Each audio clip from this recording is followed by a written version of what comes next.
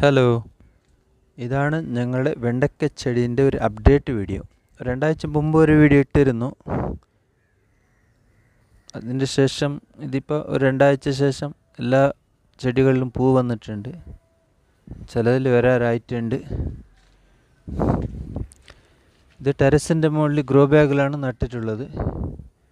ഒരു ഗ്രോ ബാഗിൽ 2 ചെടി വെച്ചിട്ടാണ് നട്ടിട്ടുള്ളത്.